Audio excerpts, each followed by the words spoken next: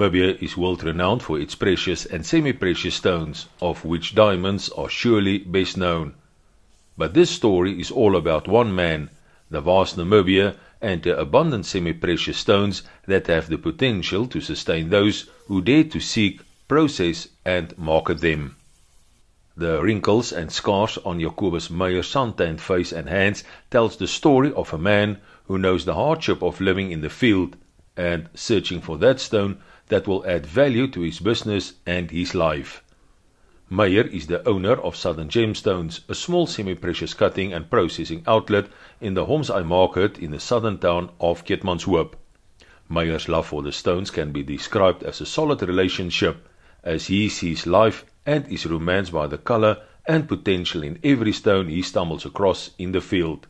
Telling his adventures of living in the wilderness and searching for fine specimens, he intrigues a listener with the stories of every stone he brought home to polish and expose the luminous beauty of a final product that before was just another stone to the normal eye.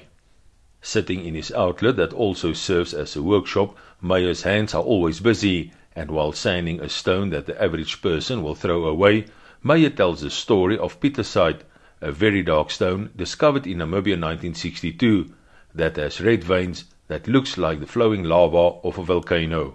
As he, with delicate and precise movements, polishes the stone, the colors and depth start to come out. Meyer's real involvement in cutting and polishing only starts in 2004, when he received training on how to cut and polish the rough stones to make them tempting for any lover and collector of gemstones. After the training, it was not guaranteed that he would become a successful gem cutter and polisher. Days as hard as the stones he fell in love with awaited him in the months and years ahead. One does not need to be an engineer to see the machines are home-built from anything that seems useful and can fulfill a purpose. Even an old motor from a washing machine found its purpose to drive a machine used for tumbling stones. Not to talk about an old intravenous drip feed used in hospitals that found its purpose outside a hospital, by slowly releasing water on the grinding wheel used to cutting the surfaces of the gems. Meyer, in his mid-50s, also has a word of encouragement for youngsters who complain that they are unemployed and government does nothing to alleviate their plight when it comes to job creation. If you can advise youngsters, if you can advise the new generation, what will you tell them to do, or why they must still carry on with it? The first reason why I think they should carry on with it is to utilize our natural resources. You see, if we doesn't do value adding to our natural resources, then actually we are creating jobs in other countries. Because for me it is like, I don't like to see gemstones leaving Namibia in a rough stage, because like I said, that is now creating jobs in another country. Like in Europe, there's multi-billion-dollar businesses. And this business flourished on our natural resources. Now, if we can change that in such a way that we ourselves at least tumble or cut and polish, at least make caps from the stones, then we can actually make money, make a living from our natural resources. Meyer said he cannot see why government cannot intervene and regulate the exports of raw material. There is markets, like I got inquiries from people from Bangkok, but they want 10 kilos of garnet.